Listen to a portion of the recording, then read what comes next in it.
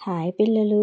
బేతాళుడు రెండవ కథను విక్రమార్కుడికి చెప్పడం ప్రారంభించాడు. ఒక గ్రామంలో ఒక పేద రైతు తన కుమారుడితో కలిసి జీవించేవాడు. వాళ్ళు పేదవాళ్లే, కానీ చాలా మంచివాళ్ళు. ఒకరోజు అడవిలో పనిచేస్తుండగా రైతుకి బంగారు నాణేల సంచి దొరికింది.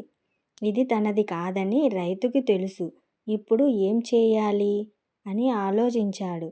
ఇంటికి వచ్చి కుమారుడికి అన్నీ చెప్పాడు. అప్పుడు కుమారుడు బుద్ధిగా ఆలోచించాడు. నాన్నా, గ్రామమంతా పిలిచి అడుగుదాం. ఎవరైనా నిజంగా తనదని చెప్పగలిగితే వాళ్ళకే ఇస్తాం అన్నాడు. అలా గ్రామసభ పెట్టారు. అందరూ ఆసక్తిగా చూస్తున్నారు. ఒక ధనవంతుడు ముందుకొచ్చి ఆ సంచి నాదే అన్నాడు.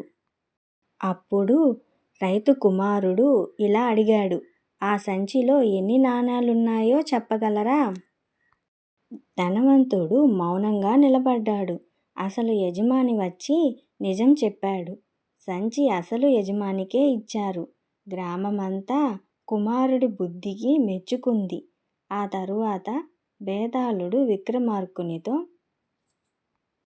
రాజా, ఈ కథలో నిజంగా గొప్పవాడు ఎవరు? నిజాయితీ ఉన్న రైతు మంచివాడు. న్యాయం చేసిన గ్రామం గొప్పది.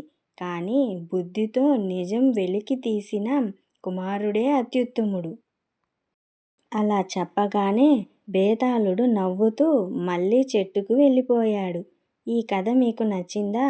ఈ కథ తరువాత కథల కోసం మా ఛానల్ను సబ్స్క్రైబ్ చేయండి.